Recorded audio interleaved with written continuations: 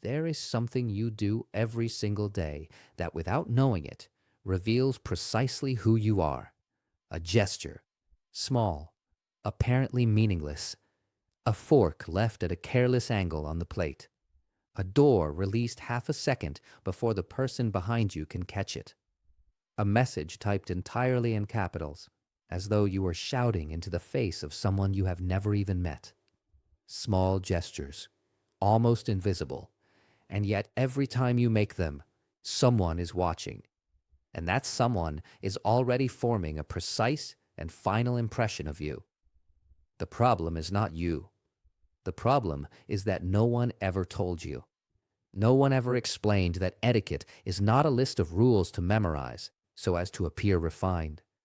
Etiquette is something older and more serious than that. It is the silent language through which a civilization recognizes itself, and when it stops speaking that language, it has already begun to die. Everything we are about to look at today is a symptom of a coarsening that advances slowly, on muffled feet, precisely because no one notices, precisely because it has come to feel normal. And you, being here, already know that normal does not mean right. We have been talking about this for a long time on this channel. And I should tell you something. I am gathering all of it into a book that takes these ideas deeper, further than a video alone can go. Are you waiting for it? Good. Keep following. But for now, we begin where we always begin, at the table. The table is the most revealing place in the world. More revealing than a job interview, more than an audience with anyone. Because at table the defenses fall, people stop performing, and what remains is precisely what they are. Look at what happens. Look at the scene that repeats itself every single day in every city in Europe, from Lisbon to Warsaw, from Amsterdam to Palermo. A phone rests on the table. It waits there like an uninvited guest that no one has the courage to remove. Every so often it vibrates. And even if the conversation was going somewhere real, even if something true was being said, the eyes slip downward. 1 second, 2. The thread snaps. Do you know what that gesture communicates? It says, there may be something out there more interesting than you. Perhaps it is not what you mean, but the gesture says it all the same. Then there is the fork, gripped like a tool, the elbow on the table, bread torn with both hands as though it were a test of strength, the salt called out loudly across the table in front of everyone with a jerk of the head as if you were at a market stall. Every single item on that list has a reason to exist as a fault. The elbow on the table narrows the space of the person beside you. The fork held clumsily is a nuisance to whoever is sitting next to you. Bread is broken quietly with one hand. You do not spread an entire piece at once as though provisioning an army. But the worst thing of all is chewing with your mouth open. In any language in the world, that is called by the same name, a lack of respect. Not for the rules, for the people sitting beside you. The table is a right. It always has been. In medieval courts, in farmhouses, in suburban flats. The right takes different forms, uses different implements, but the meaning is always the same. Here, now, we are together. We are civilized. We are human. When someone breaks the right, they break something worth a great deal more than a rule of style. But wait, because what happens at table is only the beginning. You leave the house, you get on the tube, the bus, the tram, and within 30 seconds you understand everything. There is always an enormous rucksack worn on the back that swings like a mace as the owner turns to look at the display board. It hits shoulders, it hits elbows. There is no malicious intent. There is something worse, a total unawareness that other people exist. There is always a bag placed on the adjacent seat, elegant perhaps, leather, probably expensive. The message is pellucid. My bag matters more than your tiredness. There are the earphones, music or a podcast at such a volume that the person sitting 2 rows further back can make out the words. It is not deliberate intrusion. It is simply the fact that one has forgotten to be in a shared space. And then there is the door of the carriage, the door of the shop, the door of the office. There are those who hold it. 1 second, 2 seconds, a quick glance over the shoulder to see if someone is coming. It is a gesture that takes fewer than 3 seconds and says everything about who you are. There are those who do not hold it, who release the door at precisely the moment before the person behind can catch it, without looking back, without slowing. In that gesture, in that absence of attention, the entire philosophy of modern coarsening is condensed into a fraction of a second. Other people do not exist until they obstruct my path. Public transport is where the civility of a city is measured, not in museums, not in grand squares, in the tube carriages at 8 in the morning when no one is watching and no one expects you to do the right thing. That is where you see who someone actually is. And what you see, more often than not, is eyes fixed on a screen. Let us come to the street. Let us come to the pavement. Someone walking while staring at their phone, not glancing at it, not checking a map. Gaze fixed to the screen, shoulders hunched, pace slow and unpredictable, like a sleepwalker. People part around them. They open up like the Red Sea before Moses, and the person does not even notice. Someone stopping in the middle of the pavement without warning, because a message has arrived, because they want a photograph, because they have suddenly remembered something. The flow of people behind them stalls, fragments, rearranges itself. The person has already walked on. They did not look back. Someone smoking at an entrance, right at the entrance, not 2 steps to one side, where the smoke would carry elsewhere. Right in the middle of it, so that everyone who enters or leaves must pass through the cloud.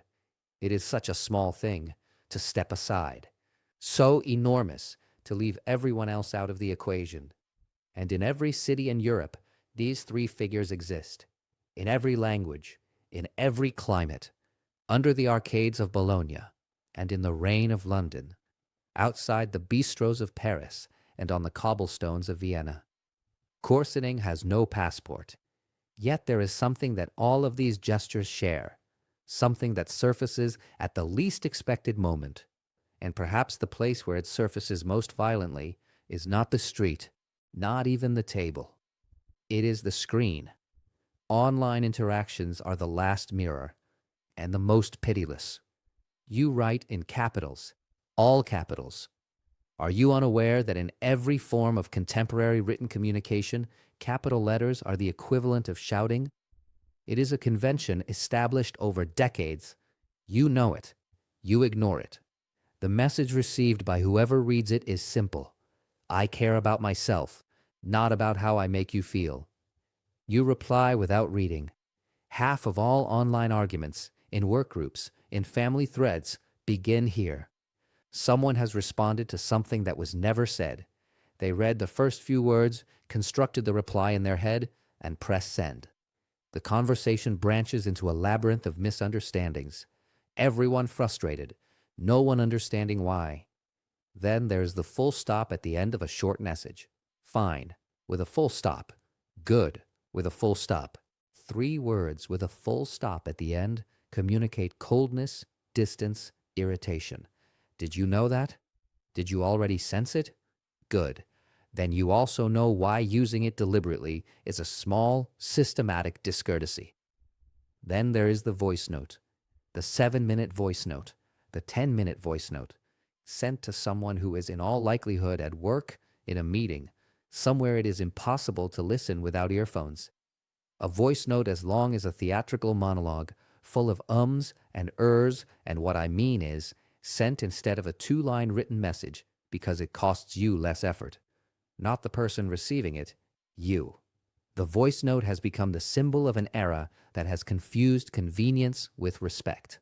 I am comfortable. The rest can sort itself out. And then there is ghosting, the reply that never comes, not through forgetfulness, by choice, to avoid a difficult conversation, to avoid a rejection that would need explaining. Silence used as a strategy for managing the other person. As though the other person were an inconvenience to be disappeared from, rather than a human being who deserves at least one word. Every online interaction leaves a trace. That trace is you. Not your profile, not your photograph. You, the way you write, the way you respond or do not respond, the tone you use when you are irritated, the respect you show when no one is watching. There is something in all of this that goes far beyond digital etiquette. And perhaps the time has come to say it plainly. These are not errors of style. These are cracks in the wall of civilization. Etiquette is 3,000 years old. It predates every manual, every Renaissance court, every written treatise. It was born the moment two human beings sat close to one another and understood that in order to be together, they had to give something up, to cede a little space, a little volume, a little comfort. That act of giving up has a name. It is called respect. Respect is not a sentiment. It is a gesture. It is holding the door. It is turning down the volume.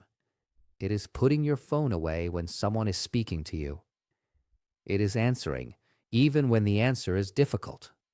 It is writing in a way that the other person can follow without effort. Civilization is measured precisely here, in the everyday gestures that no one sees, that no one rewards, that no one films, in the gestures you make when you are tired, when you are in a hurry, when no one expects anything of you at all. Those gestures are your character.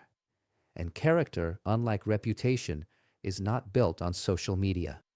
It is built in these exact seconds. The door you hold or let go, the phone you leave on the table or put in your pocket, the seat you occupy with a bag or clear without being asked. There is a Europe that is forgetting this. It is not cruelty. It is not ill will. It is a slow habituation to the mediocre that has passed itself off as freedom. Do what you like. Be comfortable. Disregard forms that appear arbitrary. But the forms are not arbitrary. They are the structure that allows people to be together without destroying one another. Remove them, and what remains is confusion, noise, a rucksack swinging, striking, never apologizing. We must do everything we can to prevent it. Not to appear different, to be different. Because the difference is not carried in a name. It is carried in a gesture. And the gesture begins now with the next person you encounter, the next door you walk through, the next message you are about to send. Before you press send, stop for a moment. Ask yourself, how will this land with the person reading it? That question is already etiquette.